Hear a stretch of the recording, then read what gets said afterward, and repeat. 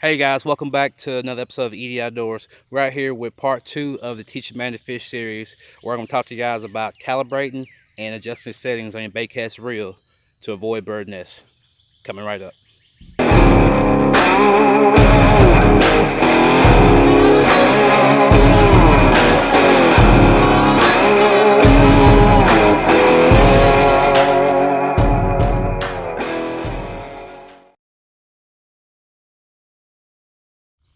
Hey guys, welcome back. I'm out here on the lake doing a little fishing. I want to go ahead and record part 2 of this series.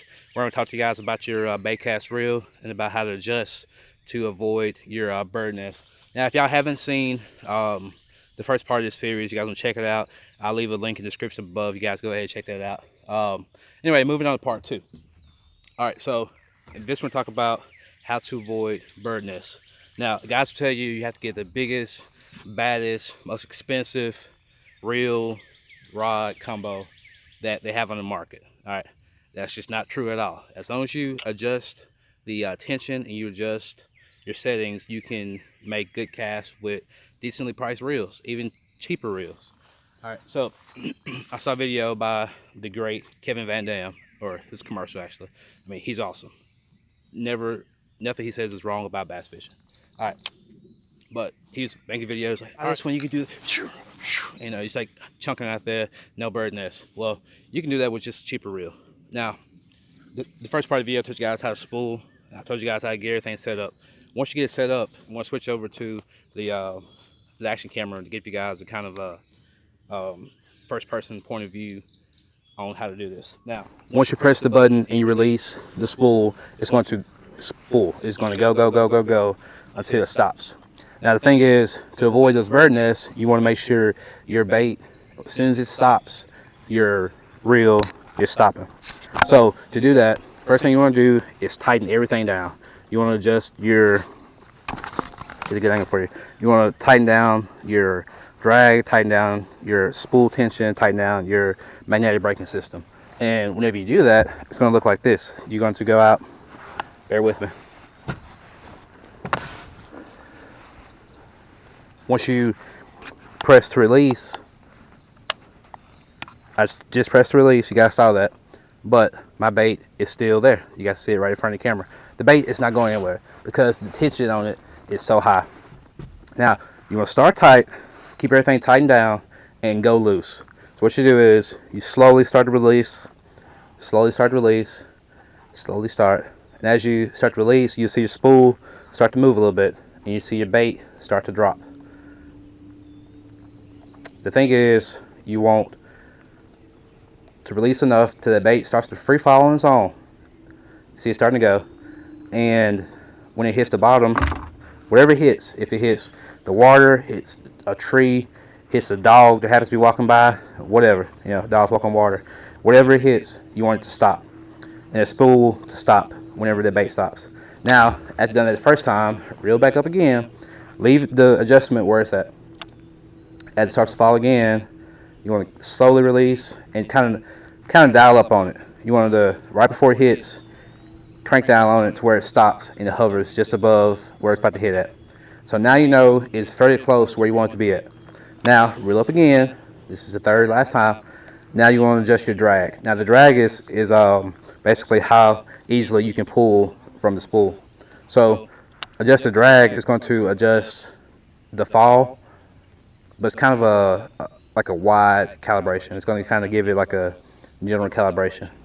And this little knob is what's going to give it that little pinpoint fine-tune adjustment. So once that's done, we're going to switch over to the action camera. Once you get those adjustments made, you can now cast out. Now this first cast, you don't want to throw very far. You just want to cast maybe a few feet in front of you. And you simply throw out. And when it hits, your spool should stop spinning. Reel up. And now make a further cast, maybe 4 or 5 feet away. Spool hits, spool stops. That's how you want it to be. Now, if it's a little sluggish, a little draggy, you can slowly release it, fine tune it a little bit. You can release those magnetic brakes, whatever you need to do to kind of let it go a little bit. You want it to where it will cast out, give you good distance, but it leaves just a little bit of loose line whenever it stops, when it hits the water or hits the ground or whatever you're doing.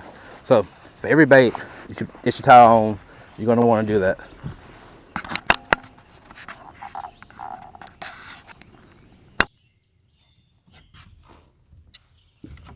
So for every bait that you tie on, you're going to want to make sure you calibrate. If you're using a half ounce, if you switch from a half ounce jig to a half ounce spinnerbait, maybe you can leave it where it's at. You might want to adjust just a little bit, depending on the speed, how fast you want it to fall.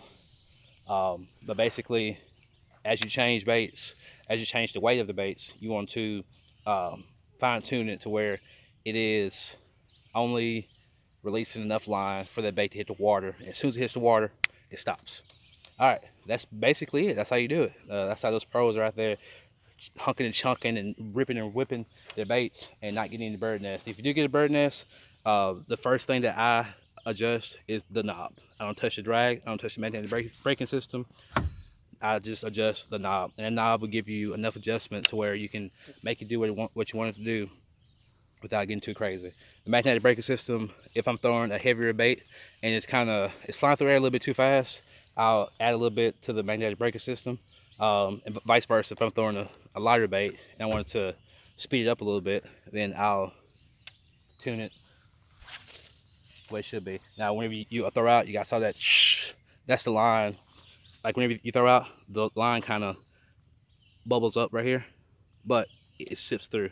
So it kind of bubbles up and sifts through. So when the bait hits the water, all the line that's coming up and out, it should be gone out the end of your reel.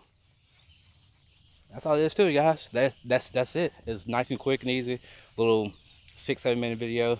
Thank y'all for watching. Thank y'all for tuning in. Hope you guys have some good luck this weekend on the water. Hope you guys have a safe Memorial Day, and we'll see y'all again for the third installment of Teach Man to Fish series. As always, guys, feel free to like, share, subscribe. EDO out.